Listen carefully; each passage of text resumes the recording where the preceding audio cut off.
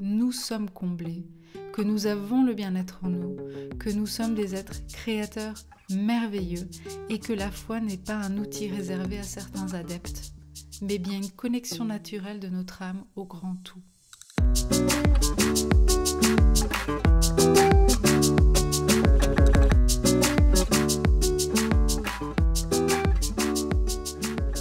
Nous sommes familiers avec le terme du lâcher-prise, en l'ayant entendu à répétition ces dernières années. Mais sommes-nous à même de l'intégrer dans nos quotidiens? Ce qui fait de nous des êtres heureux ou malheureux est défini par notre capacité à lâcher prise de cet attachement au mal-être. Aussi curieux soit-il, une part de nous est attachée à l'idée de se sentir mal. D'un point de vue logique, cette dernière phrase nous fait bondir et nous aimons affirmer que toute notre vie, nous ne cherchons qu'à nous sentir bien en s'extirpant de la souffrance. Alors pourquoi donc nous nous sentons toujours aussi mal alors que notre intention est sur le bonheur, la santé, la joie et l'amour? Parce qu'une part de nous est attachée à la souffrance. Prenons l'exemple d'un homme qui s'est trouvé veuf il y a de cela 3 ans. L'absence de son épouse a créé un profond manque qui, avec les années, s'est enlisé en un inconsolable chagrin. D'un point de vue extérieur, on pourrait se dire que c'est normal et tout à fait adéquat ce que cet homme traverse. Cependant, dans son système de croyance, il y a des attachements qui ne lui offrent pas la possibilité de se sentir bien. Cet homme est attaché à l'idée qu'on n'a pas le droit d'être heureux après la mort de quelqu'un, et surtout pas d'un membre de la famille. Ce serait mal vu et totalement inapproprié s'il répondait à sa voisine qu'il se sent bien aujourd'hui, même des années après le décès. En ne s'autorisant pas à aller mieux, il croit honorer son amour pour sa femme.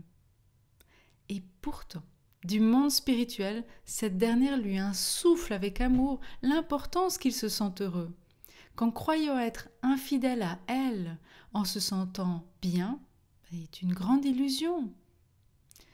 Bien au contraire, si cet homme rayonnait sa belle lumière en reconnaissant ce qu'il aime et a dans son quotidien, sa joie de vivre serait un hymne à l'amour au nom de leur relation.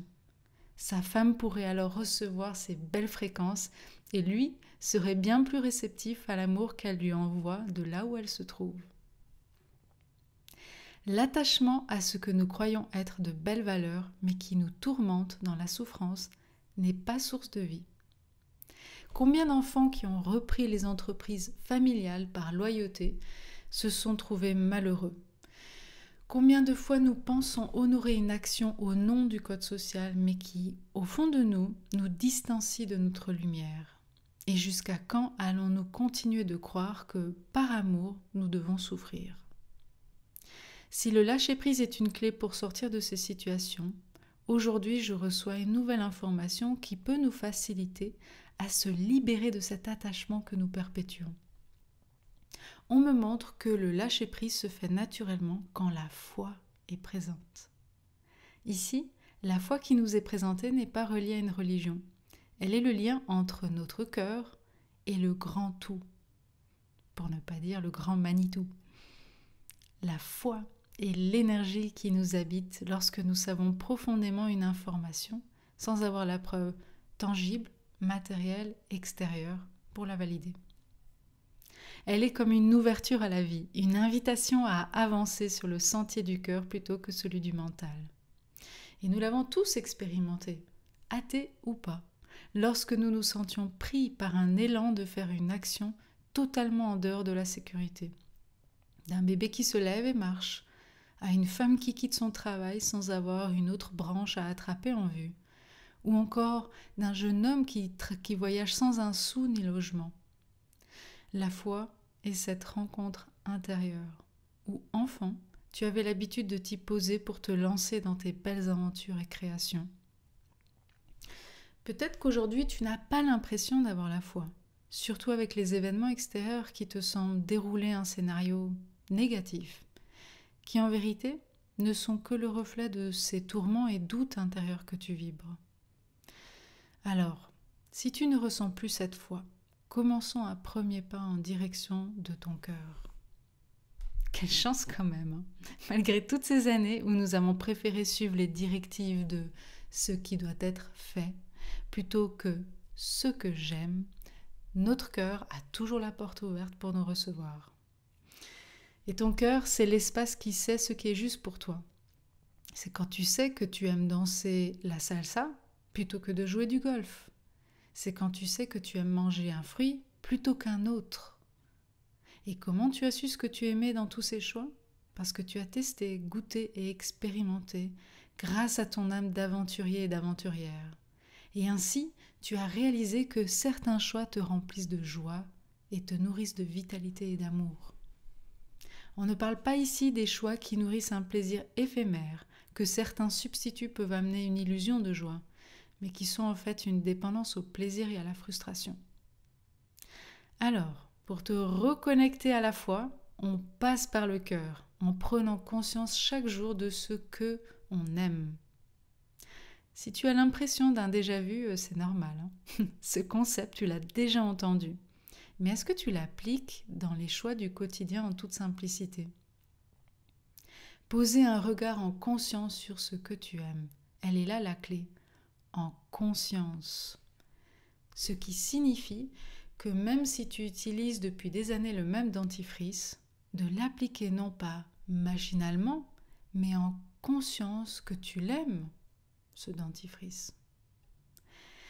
Ces actions répétées en conscience vont créer une expansion au niveau du cœur. Tu vas le sentir en ayant plus d'énergie et de joie, tout simplement. À ce moment-là, tu peux commencer la deuxième étape proposée ici. Mais c'est très important d'avoir auparavant pratiqué la première étape ou de se sentir en pleine forme moralement pour la suite. Sinon, tu n'auras pas l'impression de pouvoir ressentir la foi. Car lorsque le cœur est en expansion, c'est comme un poste radio qui peut capter un plus grand rayon de réception de fréquences. La foi est une fréquence plus subtile, qui est difficilement accessible à un cœur fermé par le tourment. Ce dernier brouille la réception et donne le sentiment d'être perdu et seul au monde. Alors remonte bien en énergie avant de faire la suite. Maintenant que tu ressens de l'appréciation et de la joie, tu peux percevoir que ton énergie est différente. Il y a comme de la vitalité qui t'habite et c'est parfait pour prendre le taureau par les cornes. Car nous sommes d'accord que tout n'est pas réglé dans ta vie. Tu as conscience que certaines situations perdurent. Est-ce que tu peux penser un instant que tout est réglé ? Que ce que tu souhaites profondément depuis des années soit déjà matérialisé ? Tu y es ? Tu ressens la différence d'énergie en toi ? Alors maintenant, si ce changement était présent dans la réalité, comment tu vivrais cette journée aujourd'hui ? Comment tu vivrais ce moment précis, en sachant que tout est réglé ?